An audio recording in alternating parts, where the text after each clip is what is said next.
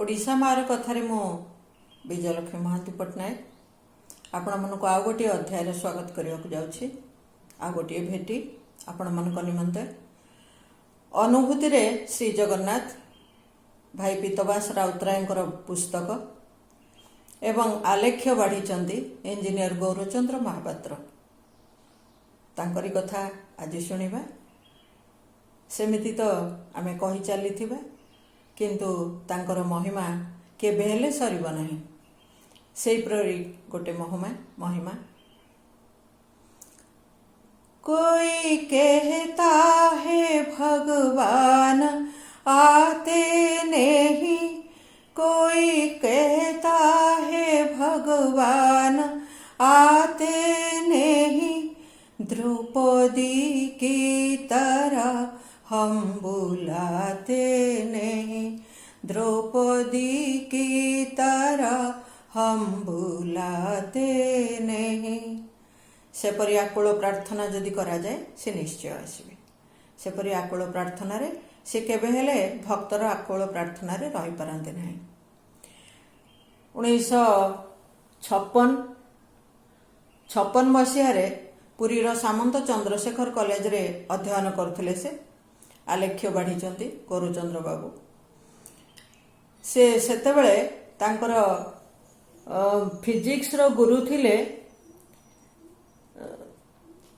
Physics रो अध्यापक थिले अध्यापक मुकुंद मिश्र एवं श्रीमंदिर बेढ़ा सफा करिबा पई से स्थिर कले एवं तांको पाखक आसिक राति रे कहिले जे काली भोर आमे समस्ते आमे जिबा सफा करिबाकू एवं सीए बाहरले जेतेबेले सफा करिबाकू तांको सहित आउ 10-12 जन पिला मध्य बाहरिले मंदिर बेढ़ा सफा करिबा पई एवं एहिपरि कार्य से माने किछि दिन कले। ये थिला जगन्नाथ को निमंते तांकर प्रस्तुति एवं एमिति सफा करू करू से जेतेबेले 10-12 जन हेकरी एमिति सफा कले बहुत गुडे जागा सफा भी हेई गला। धीरे धीरे देखागला जे पाख परीक्षा पाख ही आसबारू हॉस्टेल रो पिला माने आसिले नहीं एवं दिने देखिले जे केही नाहंती गुरु और शिष्य। तेणु तापरे सेमिति भी चलला किछि दिन। तापरे देखागला जे गुरुंकर देह खराब हैला। तेणु केही आउ आसी पारलेनी। से शिष्य एकुटिया जाइकरी सफा करिवार लागले। एमती किछि दिन कला परे दिने हठात जणे कला डेंगा लोक आसिकी तांको कहिले काली ठारू तुमे आउ आसीबा दरकार नहीं, तुमे तुमर पाठ रे ध्यान दियो। आमे दायित्व नेलु ए मंदिर बेढ़ा सफा करिवा पई एवं तापर दिनठु से आउ जाई नाहंती। मंदिर बेढ़ा अन्य माने सफा करिवार लागले, अन्य स्वेच्छासेवी माने।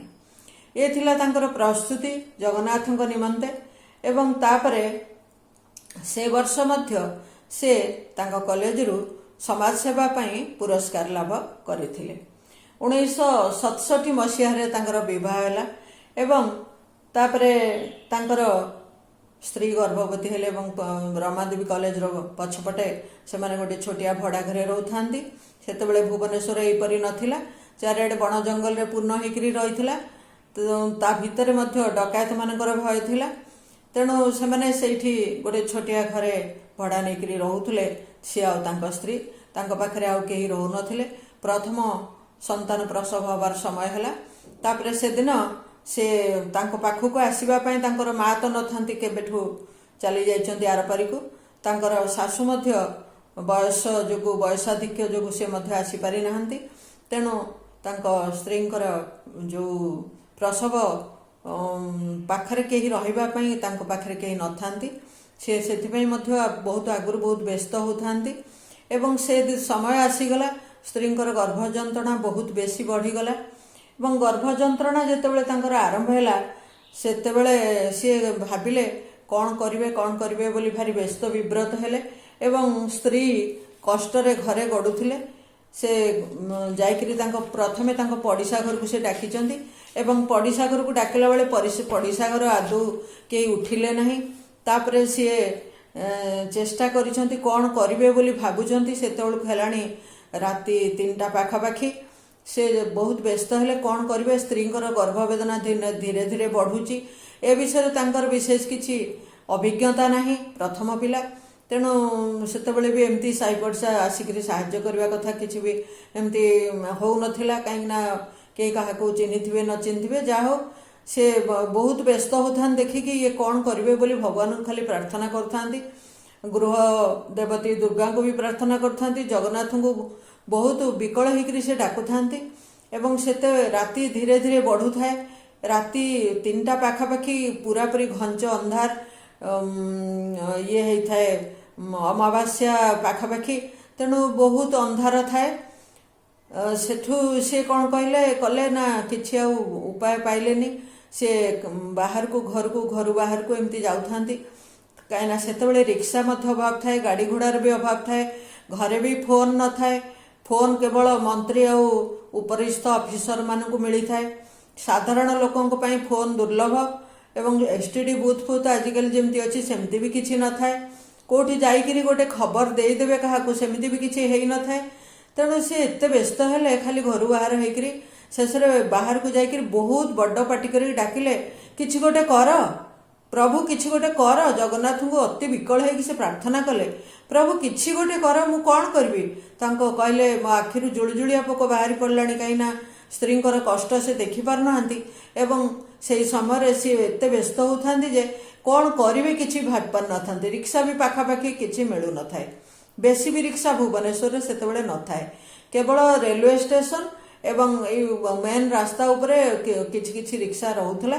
କିନ୍ତୁ ସେ ତାଙ୍କ ଘରଠୁ ବହୁତ ଦୂର। ସେ ଭାବିଲେ ଚାଲିକିରି ଯାଇକି, ସାଇକେଲଟି ବି ପମ୍ପଚର ହେଇଯାଇଛି ଆଗଚକ, ତେଣୁ ସେ ଭାବିଲେ ଯାଇକିରି ଡାକି ଆଣିବେ ଷ୍ଟେସନରୁ ରିକ୍ସା ଗୋଟେ, ଚାଲିକି ଯିବେ। କିନ୍ତୁ ସ୍ତ୍ରୀଙ୍କୁ ଏ ଅବସ୍ଥାରେ ଛାଡ଼ିକି ଯିବେ କେମିତି? ଏକୁଟିଆ ସ୍ତ୍ରୀ ଲୋକ ଜଣକୁ ଏ ଅବସ୍ଥାରେ ଛାଡ଼ିକି କେହି କ'ଣ ଯାଇପାରେ? ତେଣୁ ସେ କ'ଣ କରିବେ, ଭାରି ବ୍ୟସ୍ତ ବିବ୍ରତ ହେଇକରି ଭଗବାନଙ୍କୁ ଖାଲି ପ୍ରାର୍ଥନା କରୁଥାନ୍ତି। ଏବଂ ବହୁତ ସମୟ ଡାକିଲା ପରେ ସିଏ ବହୁତ ବଡ଼ ପାଟି କରିକି କହିଲେ, ପ୍ରଭୁ କିଛି ଗୋଟେ କର, ତମେ କିଛି ଗୋଟେ ସାହାଯ୍ୟ କର, ମୁଁ କ'ଣ କରିବି ଏତେ ରାତିରେ। ଆଉ ରାତିରେ ମଧ୍ୟ ରିକ୍ସା ନ ପାଇଲେ ସ୍ତ୍ରୀଙ୍କୁ ନେଇକି 6 ନମ୍ବର ମେଡ଼ିକାଲ ବା କ୍ୟାପିଟାଲ ହସ୍ପିଟାଲର ଯେଉଁ ସେଇଟା କେବଳ ଥିଲା ପ୍ରସୂତିମାନଙ୍କ ପାଇଁ, ଅନ୍ୟ କୌଣସି ପ୍ରସୂତି ଡେଲିଭରିର ସୁବିଧା ନଥିଲା। ତେଣୁ ସିଏ ସେଠିକି ରମାଦେବୀ ପଛପଟରୁ ଚାଲିକି ସ୍ତ୍ରୀଙ୍କୁ ନେଇକି ସେଠିକି ଯିବେ କେମିତି? ଗୋଟେ ରିକ୍ସା ତ ନିହାତି ଦରକାର। ସେଥିପାଇଁ ସେ ବହୁତ ବ୍ୟସ୍ତ ହେଲେ, କିଛି ବି ହାତରେ ଉପାୟ ନାହିଁ। ଏଣେ ସ୍ତ୍ରୀ କହୁଛନ୍ତି, ମୋତେ ଜଲ୍ଦି ହସ୍ପିଟାଲକୁ ନେଇଯା, ନହେଲେ ମୁଁ ମରିଯିବି, ଜଲ୍ଦି ମୋତେ ହସ୍ପିଟାଲକୁ ନେଇଯା। କିନ୍ତୁ ସିଏ କିଛି ତାଙ୍କର ଆଉ ହାତ ଟେକି ଦେଲେ, କିଛି ଆଉ ଉପାୟ ନାହିଁ। ଅନ୍ଧାରରେ ବାହାରକୁ ଗେଟ୍ ପର୍ଯ୍ୟନ୍ତ କବାଟ ଖୋଲିକିରି ଗେଟ୍ ପର୍ଯ୍ୟନ୍ତ ଗଲା ପରେ ତାଙ୍କୁ ହଠାତ୍ ଦିଶିଲା 200 ମିଟର ଦୂରରେ, ରାତି 3ଟା ଉପରେ ହେବ, ସେ 200 ମିଟର ଦୂରରେ ଗୋଟେ ରିକ୍ସା ରହିଲା ଭଳିଆ ତାଙ୍କୁ ସେ ଅନ୍ଧାରରେ ଟିକେ ଦିଶିଲା, ଗୋଟେ ଶବ୍ଦ ବି ଶୁଣାଗଲା। ସେ ଗେଟ୍ ଖୋଲିକିରି ପୁରା ଦୌଡ଼ିକିରି ଯାଇକି ସେଠି ପହଞ୍ଚିଲେ ଏବଂ ପହଞ୍ଚିକି ଦେଖିଲେ ପ୍ରକୃତରେ ସେଇଟା ଗୋଟେ ରିକ୍ସା ଏବଂ ତା ଦେହରୁ ଜଣେ ଅତି ବୟସ୍କ ସ୍ତ୍ରୀ ଲୋକ, ବୃଦ୍ଧା ସ୍ତ୍ରୀ ଲୋକ ଓହ୍ଲଉଛନ୍ତି। ଇଏ ଅତି ବିକଳ ହେଇକି ତାଙ୍କୁ କହିଲେ, ରିକ୍ସା ମୋର ନିହାତି ଦରକାର, ମୋ ସ୍ତ୍ରୀର ଏମିତି ହେଉଛି। ସେଠୁ ସେ ରିକ୍ସାବାଲାକୁ କହିଲେ, ନେଇଯା, ତାଙ୍କ ସ୍ତ୍ରୀଙ୍କୁ ନେଇକରି ହସ୍ପିଟାଲରେ ଛାଡ଼େ। ସେଠୁ ସେ ରିକ୍ସାଟାକୁ ଧରିକି ଆସିକି ସ୍ତ୍ରୀଙ୍କୁ ସେଥିରେ ଉଠେଇକି ନେଇକି ହସ୍ପିଟାଲରେ ନେଇକି ପହଞ୍ଚେଇଲେ। ହସ୍ପିଟାଲରେ ପହଞ୍ଚେଇକିରି ସେ ରିକ୍ସାବାଲାଙ୍କୁ ପଇସା ଦେବାକୁ ଗଲାବେଳକୁ ସେ ରିକ୍ସାବାଲା, ତାଙ୍କ ନାଁ ପୁଣି ଜଗନ୍ନାଥ, ରିକ୍ସାବାଲା କଳା ହେଇକିରି ମୋଟା ହେଇକିରି ରିକ୍ସାବାଲା, ତାଙ୍କ ନାଁ ହେଉଛି ଜଗନ୍ନାଥ। ଇଏ ଆଶ୍ଚର୍ଯ୍ୟ ହେଲେ, ଜଗନ୍ନାଥ କ'ଣ ସତରେ ମୋତେ ଆସିଲେ ସାହାଯ୍ୟ କରିବାକୁ? ସେଠୁ ସେ ରିକ୍ସାବାଲାଙ୍କୁ ପଇସା ଦେଲା ବେଳକୁ ସେ କହିଲେ, ନାହିଁ, ସେ ଯେଉଁ ମା ରିକ୍ସାରୁ ଓହ୍ଲେଇଲେ ସିଏ ଆପଣଙ୍କ ରିକ୍ସା ପାଇଁ ପଇସା ଦେଇଛନ୍ତି। ଇଏ ଆଶ୍ଚର୍ଯ୍ୟ ହେଇଗଲେ, ମୋ ରିକ୍ସା ପାଇଁ ସିଏ କାହିଁକି ପଇସା ଦେଲେ? ନା ଆପଣ ବ୍ୟସ୍ତରେ ଥିଲେ ଦେଇଦେଲେ। କିନ୍ତୁ ସେ ଏତିକି କହିକି ସେ ଭିତରକୁ ସ୍ତ୍ରୀଙ୍କୁ ନେବା ପାଇଁ ବ୍ୟବସ୍ଥା କରିକି ପଛକୁ ଦେଖିଲା ବେଳକୁ ସେ ରିକ୍ସା ଆଉ ନଥିଲା, ରିକ୍ସାବାଲା ବି ନଥିଲେ, ଅନ୍ଧାରିଆ ଅଛି, ସେ ପର୍ଯ୍ୟନ୍ତ ପୁରାପୁରି ଆଲୁଅ ହେଇନାହିଁ। ରିକ୍ସାବାଲା ହଠାତ୍ କୁଆଡ଼େ ଚାଲିଗଲେ ବୋଲି ଭାବିବାକୁ ବି ତାଙ୍କ ପାଖରେ ବେଳ ନଥିଲା। ଏବଂ ଗଲାବେଳେ ସେ ରିକ୍ସା ଆସିଲା ବେଳେ ସେ କହୁଥିଲା, ଆପଣଙ୍କର ଗୋଟିଏ ପୁଅ ହେବ। ଏବଂ ଇଏ ସେଦିନ ସକାଳ 9ଟା ବେଳକୁ ତାଙ୍କର ଗୋଟେ ପୁଅ ହେଲା। ଏ ସବୁଗୁଡ଼ିକ ସଂଯୋଜନା କରିବା ପାଇଁ ଏ ବିଷୟ ଗୁଡ଼ିକ ଯେଉଁ ଘଟିଲା ତାଙ୍କ ପାଖରେ ସମୟ ନଥିଲା ଏବଂ ସେ ବ୍ୟସ୍ତ ହେଇକରି କେବଳ ସ୍ତ୍ରୀ କେମିତି ଉଦ୍ଧାର ପାଇବେ ସେ ବିଷୟରେ ଲାଗିଥିଲେ। ସେ ଯେତେବେଳେ ତାଙ୍କର ସ୍ତ୍ରୀଙ୍କର ଡେଲିଭରି ହେଇସାରିଲା, ସେ ସେତେବେଳେ ସେ ଜିନିଷ ଗୁଡ଼ିକ ଭାବିଲେ। ରାତି 3ଟା ବେଳେ ଜଣେ ବୃଦ୍ଧ ଅନ୍ଧାର, ଘଞ୍ଚ ଅନ୍ଧାର ଭିତରେ ରିକ୍ସାରେ କ'ଣ କେବେ ଆସିକି କେଉଁଠିକି ପହଞ୍ଚିପାରେ? ଏବଂ ସିଏ ଯେଉଁ ବିକଳ ହେଇକରି ଜଗନ୍ନାଥଙ୍କୁ ଡାକିଲେ, ନିଶ୍ଚିତ ଭାବରେ ଜଗନ୍ନାଥଙ୍କର କରୁଣା ଏବଂ ଜଗନ୍ନାଥ ଏହି ଭାବରେ ବିଭିନ୍ନ ଜାଗାରେ ସେ ଆସି ପହଞ୍ଚି ଯାଆନ୍ତି, ସେ ସାହାଯ୍ୟ କରନ୍ତି। ସେ ହେଉଛନ୍ତି ଅଚିନ୍ତନୀୟ ଅବର୍ଣ୍ଣନୀୟ ଏବଂ ସେ ହେଉଛନ୍ତି ପ୍ରାଣର ପ୍ରଭୁ ଶ୍ରୀ ଜଗନ୍ନାଥ। ତାଙ୍କର ପାଦପଦ୍ମରେ ମୋର କୋଟି କୋଟି ପ୍ରଣାମ ଜଣାଇ ଆଜିର ବକ୍ତବ୍ୟ ଏଇଠି ଶେଷ କରୁଛି। ନମସ୍କାର।